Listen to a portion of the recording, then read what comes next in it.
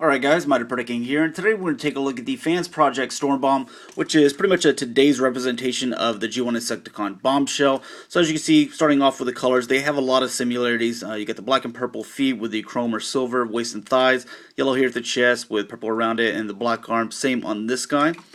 Then with the G1, you can see that Bombshell has these little purple sides that come up around his head. You look at this guy here. He's got the exact same thing, plus kind of like a few little rocket launchers or something like that. I guess you can use your imagination of what they are. Bring it in here to show off this face sculpt. As you can see, they pretty much got it spot on with this guy, giving us a nice homage to the G1 Insecticon, but while maybe kind of putting their own little spin on it, making it a little bit more updated. So nicely done there. And like I said, this is a Fansproject, so it's a third party. It's not made by Hasbro or Takara, so it does not actually come with this Decepticon logo. That it comes with like some weird little symbol thing that I actually put that on, and I'm going to end up doing to all my figures. But just wanted to point that out for you guys. Now, what it does come with is this little collector's card, so you can put that in a little baseball card holder or something like that. I'm going to focus this in. If you want to read that, you can pause it. There you go. Probably a nice little story there, but we won't bother with it. Nice and colored instructions, so really detailed. I like the way they did that.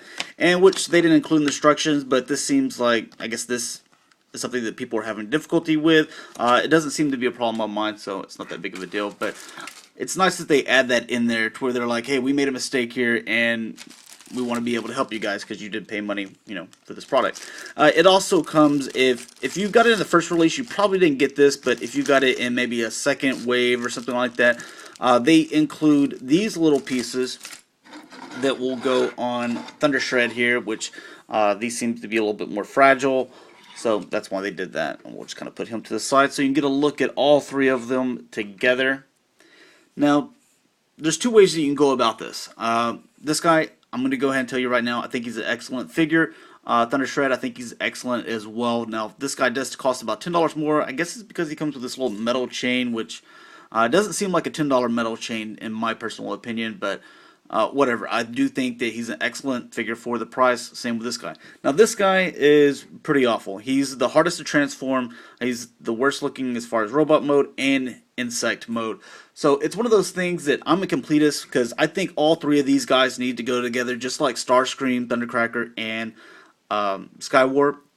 That I felt like I had to have them. But if you're not one of those people that feel like you have to have all three, you just want to buy good figures, I would probably only go with these two right there. So that's my little 2 cents on that.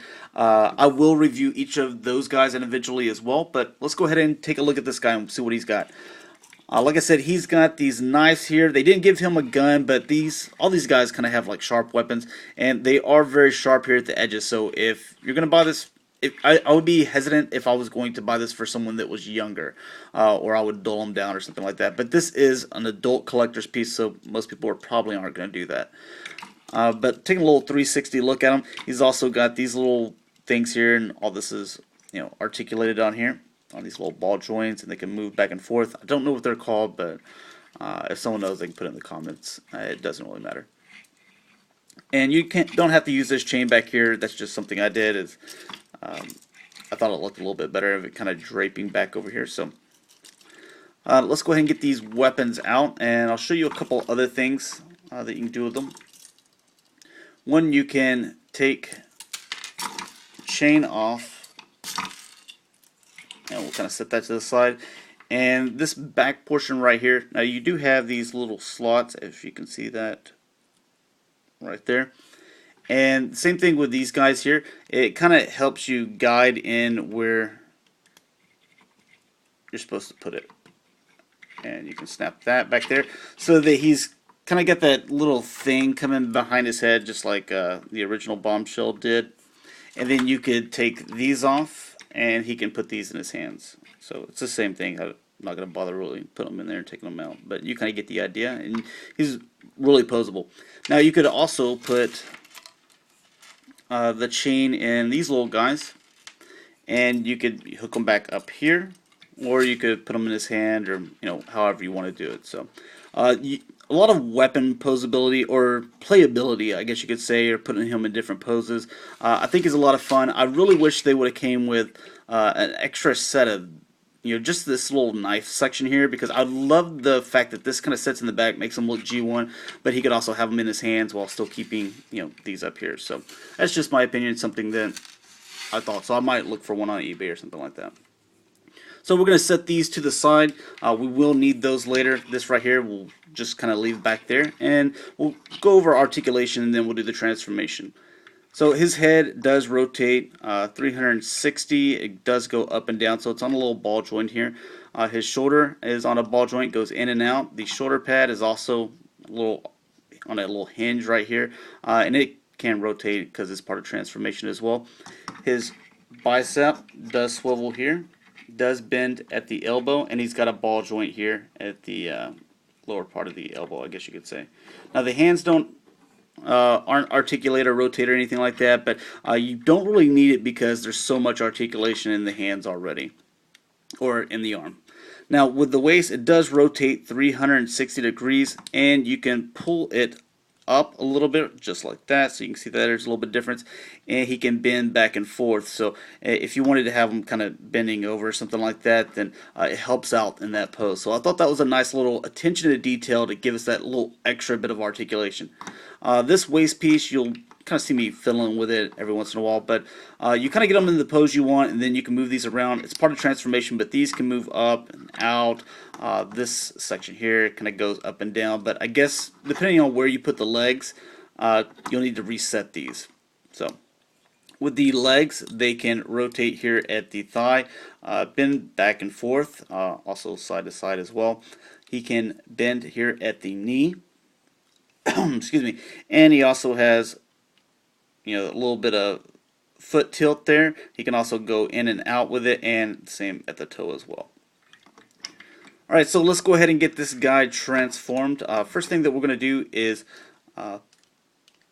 make sure he is pushed in there. We're going to come up with this waist section, the same with this. So that'll just sit flush up there on his chest. Then with his head, what you're supposed to do is come back with this and pull out, because there's this little joint back here, and this will actually pull up, and you'll put his head over. But the problem with mine, I don't know if it's on all of them or not, the head's a little bit wider than what this hole is, and because I don't want it scraping up against my painted face there, what I do is I flip it around. Excuse me. If I can get it to, I have a little bit of trouble with it.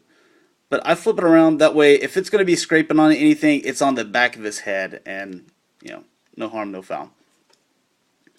Alright, then with the feet, we're going to come back with these sections right here.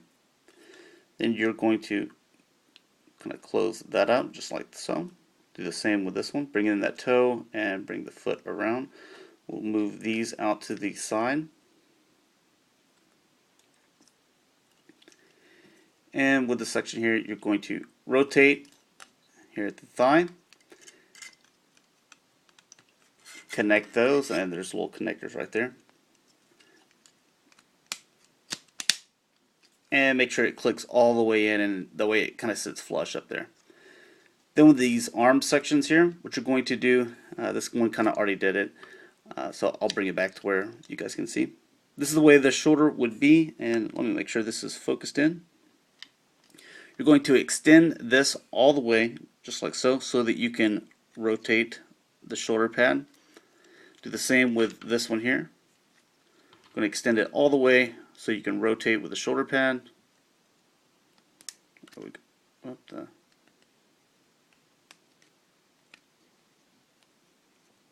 There we go.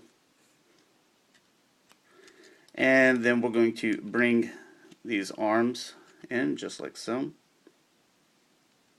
and rotate them this way.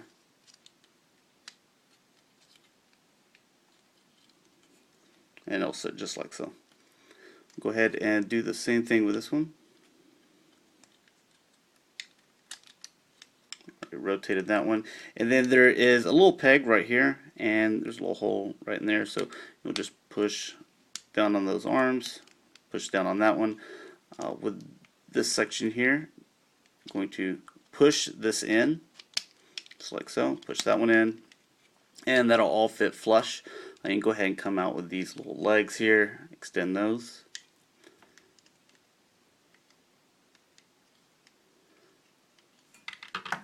And then you can put these in. Now, one of the problems that people said that they had on this figure, or is it this way? Yeah. Is that when they put in these top sections right here, and you'll kind of see it a little bit more clear here in a second, that they actually don't sit on the ground, or they, let me bring the camera down so that you can see what I'm talking about.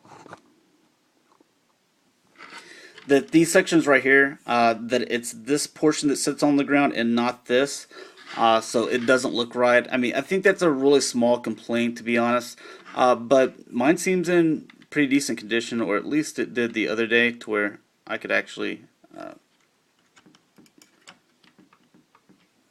set it down there.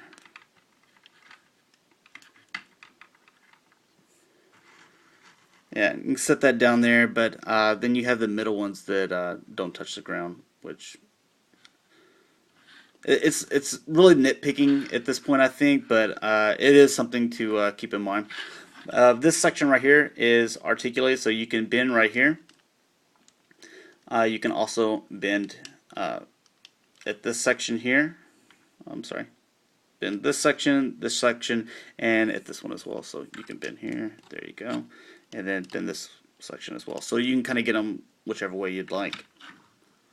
But overall, I think that his insect mode, his robot mode, you know, the weapons that he comes with, I think it looks really good. So this is one that I would suggest buying. So you know, if you're a fan of the Insecticons and kind of want to update your G1 shelf. But thanks a lot for watching, guys. If you have any questions, let me know, and I'll probably follow this up with Thunder Shred. So talk to you later. Bye.